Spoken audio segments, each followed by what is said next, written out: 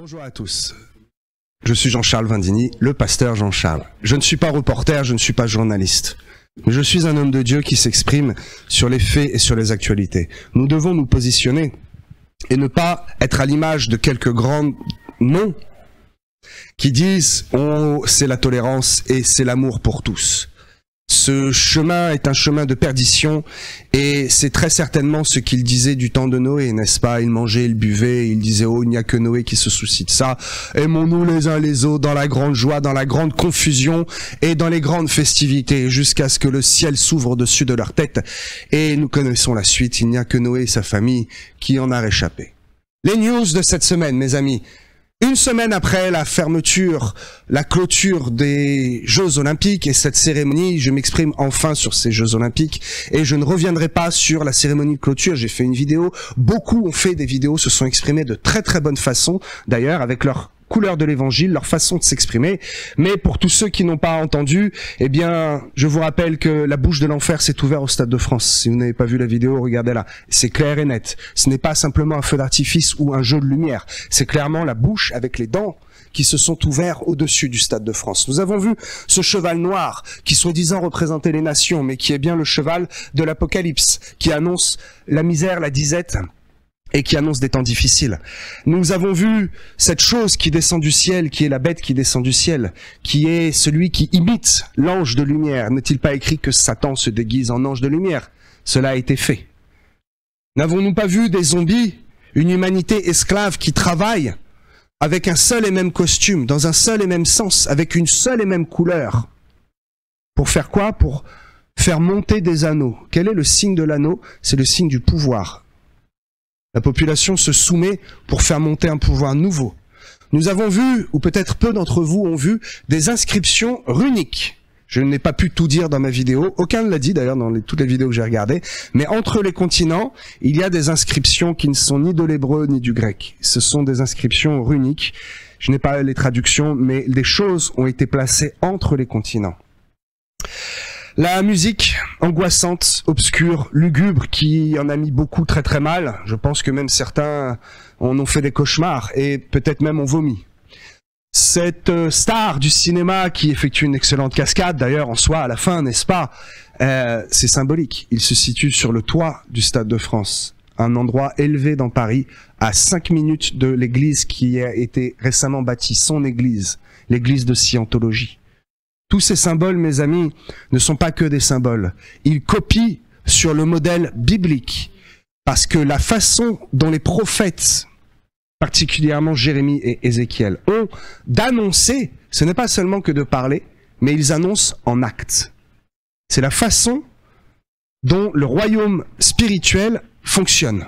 Et ces gens-là, comme ils copient tout, vous savez, cette croix qu'ils mettent à l'envers, ces cultes qu'ils font à 3 heures du matin, ils copient tout à l'inverse. Eh bien, à l'inverse, ils se sont emparés de ces symboles et de cette façon de fonctionner du royaume pour eux aussi faire des actes prophétiques.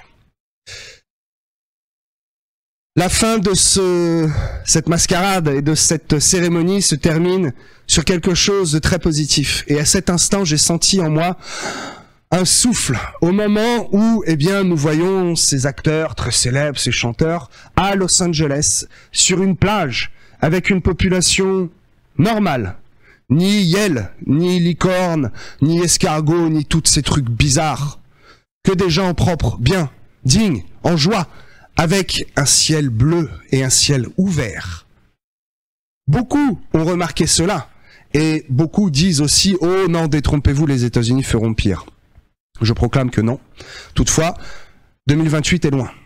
Il va se passer encore beaucoup de choses d'ici 2028. Nous verrons bien. Voilà pour ce premier sujet. Rapidement, je vais passer au deuxième sujet. Je vais vous poser une question. Que va-t-il se passer maintenant? Monsieur Macron, notre président de la République, a dit que après le 15 août, il fallait absolument, il élirait, il approuverait un Premier ministre. Bien. Eh bien, ce n'est toujours pas le cas, puisqu'il était occupé, visiblement trop occupé, à célébrer les 15-80 ans de la libération à, je crois, Aix-en-Provence, dans le sud de la France. D'ailleurs, je vous en reparlerai dans un instant, il y a eu un accident d'avion qui n'est pas anodin du tout. Je vais vous éclairer là-dessus. Donc le gouvernement, c'est compliqué puisqu'il doit nommer un Premier ministre. Nous sommes dans la confusion et le chaos le plus total, puisque ce fameux nouveau Front populaire, n'est-ce pas, a 182 sièges. Ensemble, 163 et le Rassemblement national, 143. Toutefois, au travers de ces chiffres, il faut comprendre, mes amis, je vous invite à être intelligent spirituellement et à être intelligent par rapport à la parole de Dieu, à voir au travers du voile. Ces 182 sièges sont divisés dans 7 partis qui eux-mêmes sont divisés dans 13 mouvements. Donc finalement, ces 182 sièges, ils sont loin d'avoir la majorité. Le parti Ensemble, 163 sièges, 4 partis, c'est quand même moins, mais 6 mouvements. Et le Rassemblement national qui a été tant décrié, pourquoi? Je ne sais pas. 143 sièges, qui a seulement 2 partis, et tenez-vous bien, c'est là que c'est étonnant. Un seul mouvement. Donc, dans cette confusion, Monsieur le Président va devoir absolument trouver quelqu'un qui sera capable, eh bien, de faire de grands compromis. Il l'a laissé comprendre. Nous sommes un peu dans une impasse et dans un chaos pendant au moins 1 an, puisque l'Assemblée nationale ne pourra à nouveau être dissoute que dans 1 an. Nous voyons ici ce fameux slogan « Ordo ab chaos », qui signifie, c'est le slogan des Illuminati, des francs-maçons, l'ordre dans le chaos, l'ordre par le chaos. Comment instaurer un nouvel ordre en faisant d'abord le chaos? Je ne prends pas parti, je vous donne juste des informations et je tiens juste à ce que vous soyez au courant de ce qu'il se passe en ce moment en France. Mercredi, 2 rafales se percutent avec des pilotes chevronnés. Un capitaine et puis un en formation et de l'autre côté un lieutenant. Donc même celui qui était en formation était chevronné, mais il n'avait pas vraiment les commandes. Que se passe-t-il avec ces appareils qui valent 73 millions d'euros chacun? On ne les confie pas à n'importe qui. Ces appareils, j'étais dans l'armée, je suis bien placé pour vous le dire, ont des systèmes anti-collision. C'est-à-dire que même si le pilote est un kamikaze et qu'il veut foncer sur un autre pilote, théoriquement, ça n'est pas possible. Pourquoi est-ce que, depuis mercredi, nous n'avons aucune nouvelle de ce pilote qui a réussi à s'éjecter? Qu'a-t-il à dire? Quel est le mystère qu'il y a derrière? Vendredi, lors des célébrations du 80e anniversaire du débarquement dans le Sud, avec M. Macron, n'est-ce pas? Un avion s'échoue en mer. Un pilote chevronné. Tout le monde le pleure. Il était très très connu et réputé dans ce milieu de l'aéronautique. Il n'aurait pas dû. C'est un mystère. Que se passe-t-il, mes amis? Moins d'1 semaine après cette cérémonie obscure, 3 crashs d'avions dans la même semaine. Ne savez-vous pas que les crashs d'avions sont très très rares? L'avion est le moyen le plus sûr au monde pour voyager. Plus sûr que la voiture, plus sûr que le train, et même plus sûr que le bateau. Et pourtant, dans cette même semaine, 3 crashs d'avions dans ce pays qui a choisi de célébrer cette cérémonie d'une façon très obscure. Sujet suivant, la fameuse variole du singe, ce nom peut faire rire, ou Mpox. J'ai écrit ce sujet depuis le début de la semaine et il a évolué, j'ai changé pour vous tenir au courant de la plus proche possible de la vraie actualité. C'est un gros problème en Afrique, dans toute l'Afrique, principalement l'Afrique centrale et l'Afrique de l'Ouest. Depuis 1 an, il y a une augmentation de 160% des cas. C'est une maladie qui peut être mortelle, une maladie qui touche en mortalité 5% des adultes et 10% des enfants. 2 fois plus d'enfants que d'adultes. Le problème, c'est que il y avait un risque pour l'Europe, déclaré par les journalistes depuis lundi. Puis, mercredi, l'OMS a déclenché le plan le plus haut dans l'échelle de gravité mondiale, en disant « Attention, c'est une épidémie très grave ». Et puis, il y a 2 jours, un cas a été découvert en Suède.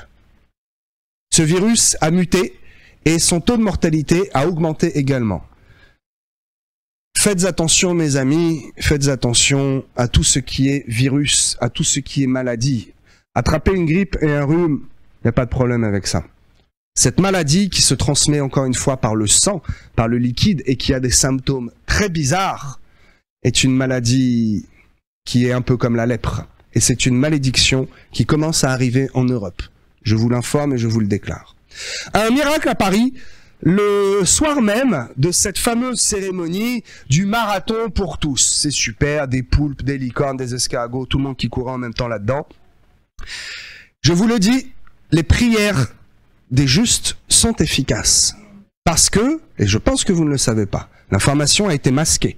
L'information a été donnée à pointillé. Et peu l'ont dit et maintenant ils ne le disent plus.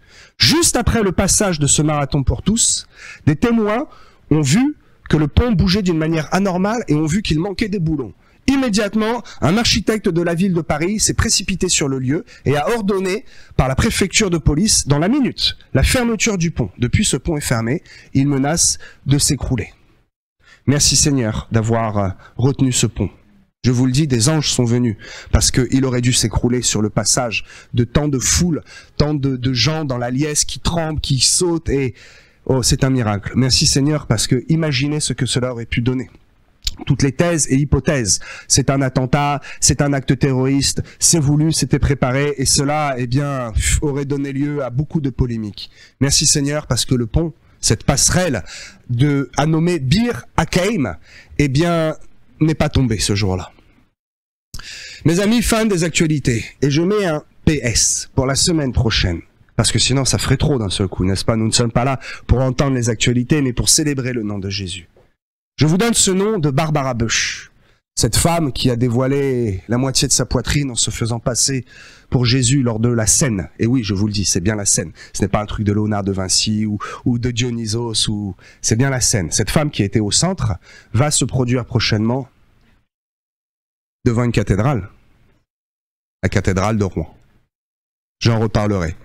Ce monsieur, Thomas, le seul qui n'a pas cru, n'est-ce pas, qui a eu besoin de mettre la main dans la plaie. Thomas Joly. Celui-même qui est l'instigateur et l'organisateur de ces cérémonies macabres, est originaire de Rouen. Comprenez pourquoi cette ville est une clé dans le réveil de la nation. Eux l'ont compris. Fin des informations. Merci pour votre attention. Merci.